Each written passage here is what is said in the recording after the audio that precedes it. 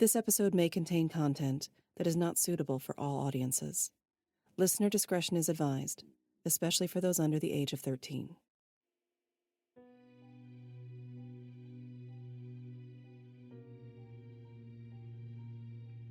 Welcome to Into the Night. I'm Nari, your guide on today's excursion down a twisted path. Be careful not to get lost. Be it dark or light, it's easy to lose your way. Are you ready? Then let's begin.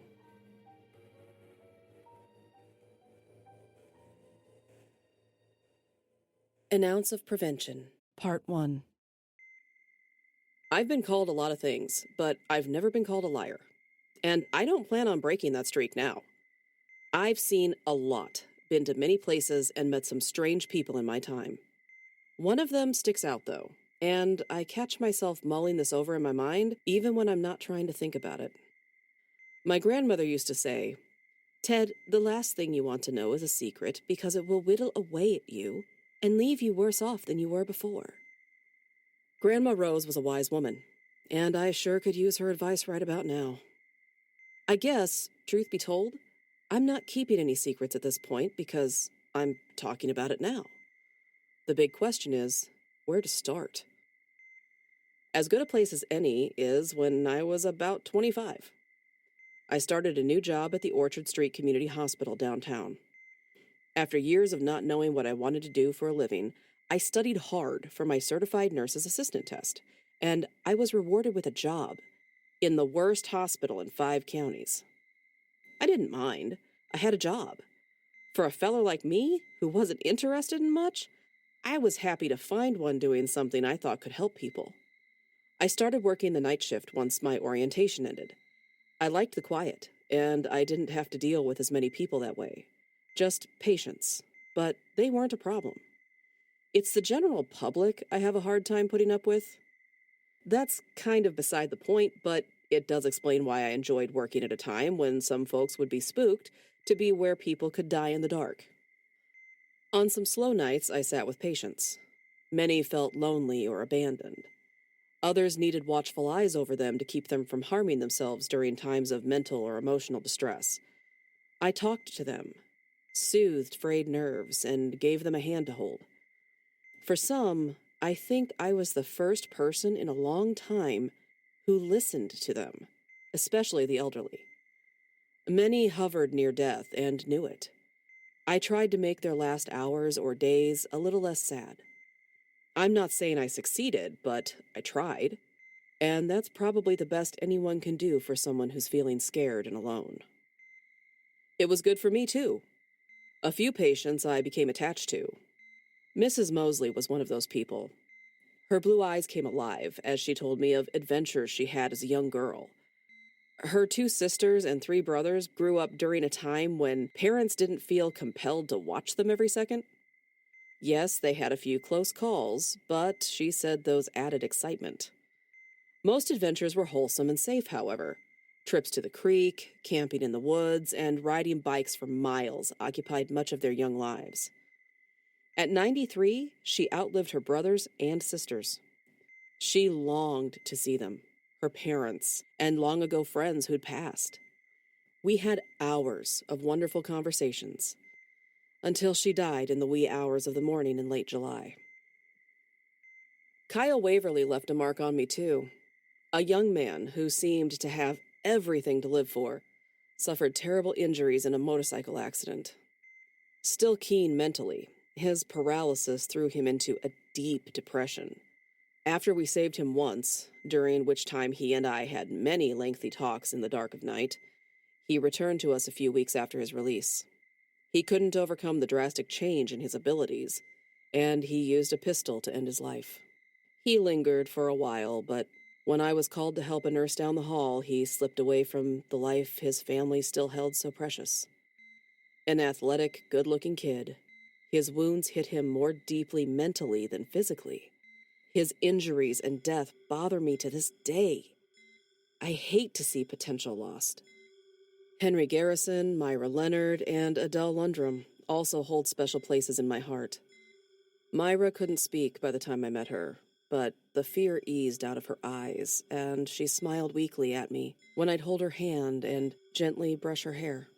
It's the little things we do at big moments that sometimes mean the most. Henry was a car aficionado, and Adele once won a regional beauty pageant. They enjoyed sharing their memories with me, I think because they knew soon they'd be no more than memories themselves. The patients left impressions on me, that's true, but the person I'll never forget was Maureen Wilhite. She began as a CNA about the same time I did, and she requested the night shift, so we spent a lot of time together. A gorgeous brunette with a girlish figure and a quick wit. Spending time with her was a joy. I confess that sometimes I requested working extra days just so I could spend more time around her. I'm not much to look at, and I don't have much to offer, but at times Maureen, or Mo as she liked to be called, made me forget those facts. She kept me laughing and was kind enough to chuckle at my jokes. When we weren't with patients, we took every opportunity we could to visit as we stocked supplies and worked on other errands. I don't know how I looked out with this job. Why do you say that, Ted? This place is lucky to have you.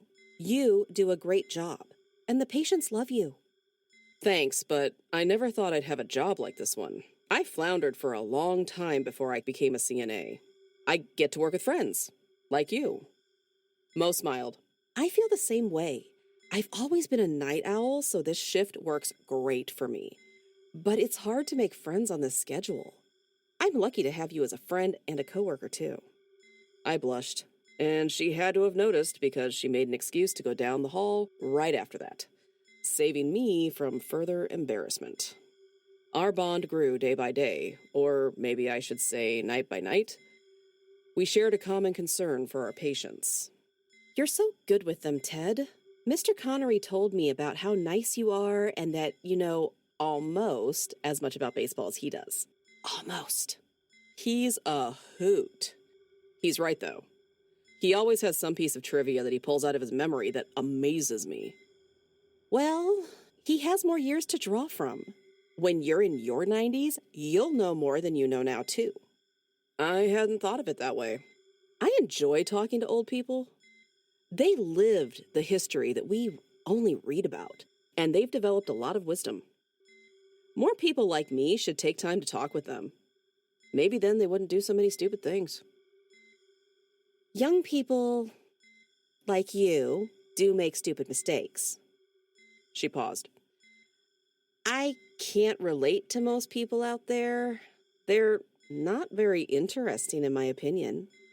I guess that's what brings us to this place. 2 ringing bells on the opposite end of the hall ended our conversation, and we hurried away to assist nurses and patients.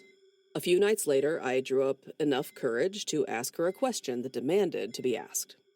I was wondering if you'd like to go out sometime. On a date? Yeah? She winced. It was a stupid question. I'm sorry. I turned to walk away. Mo grabbed my arm. Wait, it's not what you think. I'd like to go on a date with you. I really would. I believed the sincerity in her eyes. Then why won't you? I can't tell you, but just know that if I could, I would. Not completely satisfied with her answer, I shrugged and walked away. At that moment, I felt better sitting next to an unconscious patient than I did facing the girl I thought I was the most comfortable around. We had a few awkward evenings at work until I swallowed my pride enough to accept that she just wanted to be friends, no more. My friends list was short, just one, and that was Mo. I didn't want to risk losing her friendship, and I realized it wasn't her fault that I wanted more than she did. After a while, we were back to normal. We had a rash of deaths on our floor, and many of our conversations revolved around those. Some of these deaths weren't even expected. I feel relieved, I guess, Mo, that so far I haven't been in the room when someone dies. It's special and traumatic at the same time. Special? What do you mean? It's kind of an honor to know I was there during this natural part of life and that they weren't alone. That's true. I know I wouldn't want to be alone when I die. I found out, accidentally, that the deaths were the talk of the nurses' station, too. One night, I carried a box of supplies to the storage room across from the station. 3 nurses huddled together talking, and I caught snippets of their conversations. One stopped me cold, and I listened from inside the storage room. I think there's something weird going on. She's always with them when they die. Yeah, it's more than a coincidence that it's always her with a patient when it happens. It's never us or one of the other CNAs, it's always Maureen. I thought my heart would stop beating. Not because of what they said, as unsettling as that was. No, it was because deep in the back of my mind, I too was troubled by Mo's tendency to be in the room when a death occurred. Something didn't seem right. I hope she isn't doing anything to them. You mean like killing them?